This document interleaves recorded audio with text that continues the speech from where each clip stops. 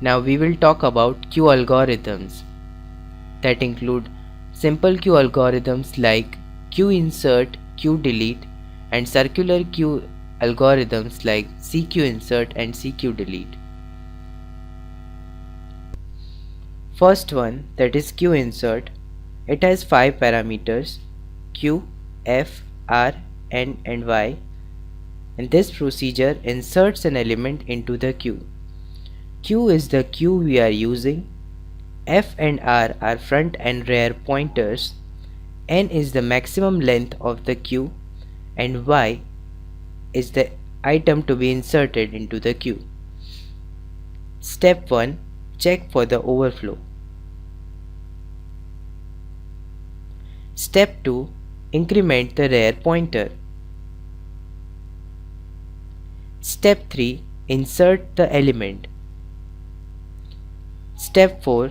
Check if the front pointer is properly set. The second one, Q delete, it has 3 parameters Q, F and R.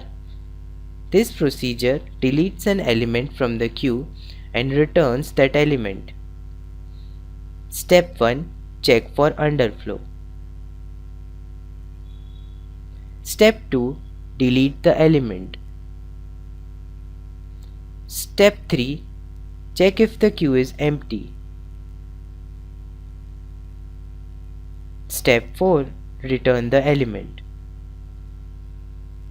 The third one is CQ insert. It has 5 parameters Q, F, R, N and Y. This procedure inserts an element into the circular queue. Step 1. Check if the rear pointer is resetted. Step 2. Check for overflow. Step 3. Insert the element.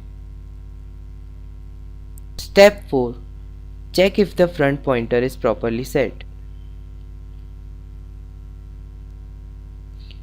Now the last one, that is CQ delete.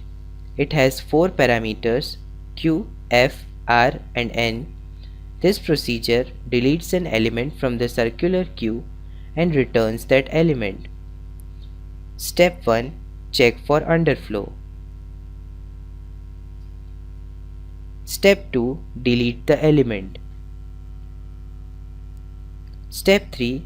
Check if the queue is empty.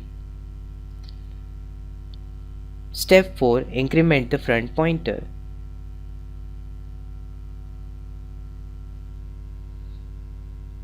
Now let us talk about the priority queue.